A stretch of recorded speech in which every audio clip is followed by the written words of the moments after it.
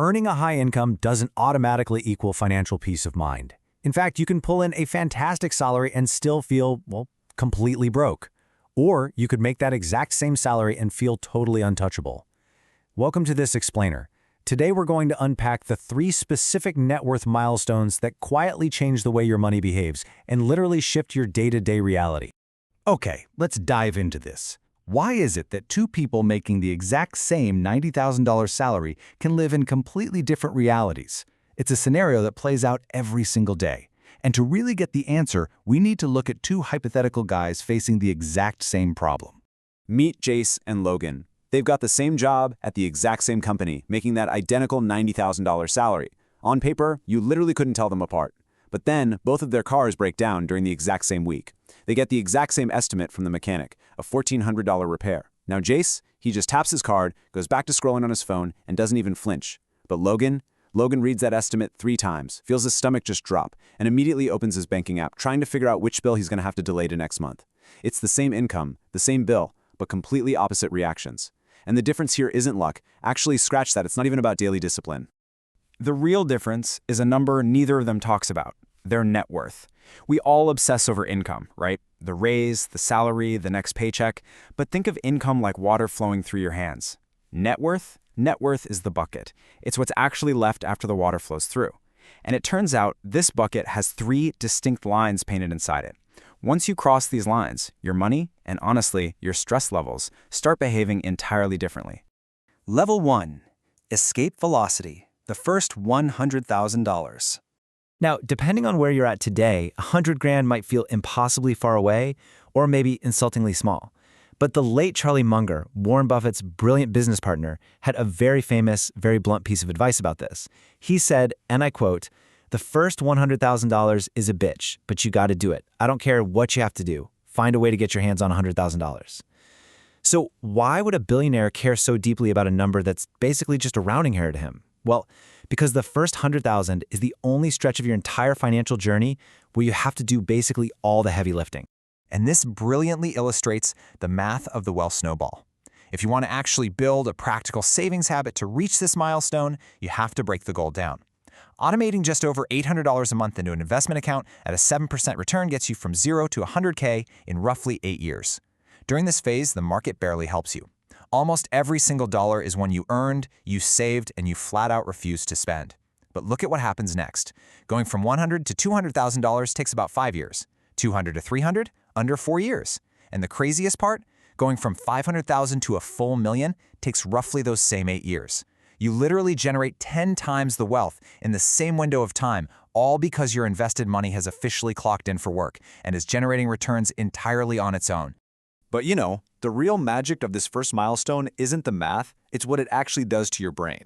Researchers set up this fascinating study at a New Jersey mall, where they asked shoppers to imagine a car repair, exactly like Jace and Logan. For half the people, the repair was $150. For the other half, it was $1,500. Then, everyone took a cognitive test to measure their raw problem-solving skills. Wealthier shoppers? Absolutely no difference in their scores. But the lower-income shoppers who were facing the $1,500 repair scored dramatically worse, like a full standard deviation lower. The researchers pointed out that just 30 seconds of worrying about money they didn't have caused a cognitive drop equivalent to losing an entire night of sleep. That means people are out there living their entire lives, making huge parenting and career decisions while permanently sleep-deprived by this background calculation of financial panic. And this is not a rare thing. The Federal Reserve actually found that nearly 30% of American adults couldn't handle a surprise $500 expense using cash or savings. Think about that. 30%. That is absolutely not a discipline problem. That is a cushion problem. And this is exactly why level 1 is absolutely crucial. Hitting that first $100,000 isn't about buying a luxury yacht or a flashy sports car. It buys you a quiet mind. It completely silences that low-grade financial static that's always humming in the background of your brain. And to get there, you need actionable, unglamorous savings habits.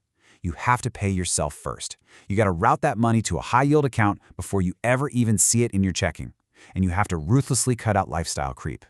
Level 2. Working money. $500,000 to $1 million. Now, what's really interesting about this concept is that this is perhaps the strangest psychological stretch of the whole journey. Because for the first time, your most productive worker might not actually be human. Think about it. At $500,000 invested, a typical 7% return generates around 35 grand a year. That's real money appearing annually, produced by nothing but money you already had. Push that to a full $1 million, and that same 7% throws off about 70 grand a year. That means your portfolio is quietly out-earning a typical full-time American salary. It doesn't call in sick, it doesn't need coffee breaks, and it does it while you sleep or go on vacation. But there is a silent assassin waiting for you at this stage. It's called the hedonic treadmill, or as you probably know it, lifestyle inflation. This is that intense gravitational pull to let your spending drift up right behind your income. You know how it goes. You get the big raise, you buy the nicer car, and within a year, the thrill just totally evaporates. It just feels like your car. So you upgrade again, constantly chasing a high that just keeps resetting to zero. This is exactly how people pulling in 300 grand a year still end up feeling completely broke. Their money never gets the chance to take that second job because every spare dollar gets drafted into a bigger mortgage or a fancier car lease. If you can manage to avoid that treadmill, Level 2 fundamentally changes your life because it buys you options. When your money is out there earning a salary of its own, you suddenly possess this powerful internal choice. You can look at an unreasonable boss and realize, you know what? I could calmly walk away.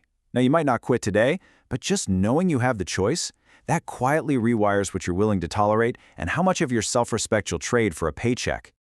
Level 3, buying time, $2.5 million to $5 million. In that movie, The Gambler, John Goodman's character famously talks about hitting a specific number, what he so colorfully calls FU money. It's that magic threshold where no boss and no bank can make you do anything you don't want to do. His number in the movie was $2.5 million. And it turns out that Hollywood dialogue was built on a very real, mathematically tested personal finance concept called the 4% rule. Researchers analyzed decades of market history to figure out exactly how much you can pull out of a portfolio every single year without ever running out of money. The answer? 4%, which gives us this beautifully simple shortcut. Just multiply your annual spending by 25 and boom, you have your exact never work again number. So let's actually look at the math here. If your life costs $40,000 a year, you multiply that by 25, and your target number is $1 million. If you spend $80,000 a year, it's $2 million. And if you want to live a very comfortable six-figure, 100 grand a year lifestyle without ever clocking in again, you need exactly $2.5 million. John Goodman's number wasn't just a random script choice, the screenwriter actually did the math. Push that net worth to $5 million, and you're living a $200,000 lifestyle off returns alone. That places you squarely in the top 4% of all U.S. households.